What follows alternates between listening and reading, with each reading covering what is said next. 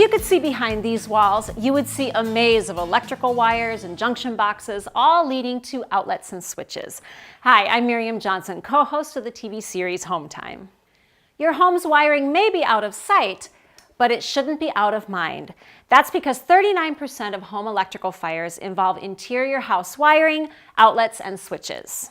According to a study by the National Fire Prevention Association, any wiring over 40 years old should be checked periodically by a licensed electrician.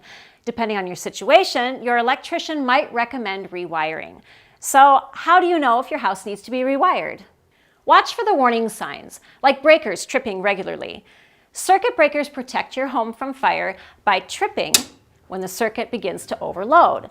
If they're tripping often, that could be a sign that your wiring is breaking down and needs to be replaced. Homes built between 1965 and 1973 were built using aluminum wiring, which easily overheats and really should be replaced with copper wire.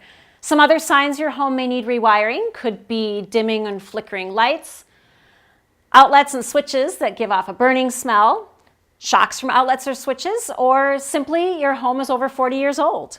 If you're unsure about the safety of your home's wiring or you have any other questions, give us a call. We'll be happy to help you out.